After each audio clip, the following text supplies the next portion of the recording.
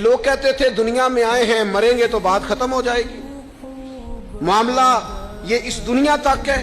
اس مرض کا بھی قرآن نے علاج کیا. یہ بھی بیماری ہے کہ کائنات یہیں ختم ہو جائے گی, کھاؤ پیو موج کرو. قرآن نے کہا نہیں, والآخرۃ خیر وابقیٰ, آخرت تمہارے لیے بہتر بھی ہے اور ہمیشہ رہنے والی بھی ہے.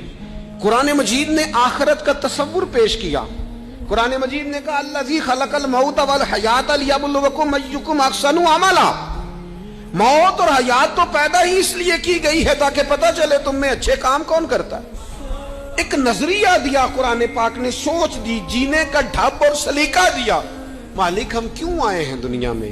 فرمایا میرے بندے ہو, میں نے بنایا ہے, میں نے تمہیں بنایا ہے, بڑا سونا بنایا. لقد خلقنا الانسان فی احسن تقویم. مالک تو نے کس لیے بنایا؟ تو قرآن اس بیماری سے بھی شفا دیتا ہے. فرمایا وما خلقت الجن والانس الا لیعبدون. میں نے جنوں اور انسانوں کو اپنی عبادت کے لیے بنایا, اپنی معرفت کے لیے بنایا, اپنی محبت میں بنایا. والذین آمنوا اشد حبا للہ, یہ مجھ سے پیار کریں گے ایمان لانے کے بعد.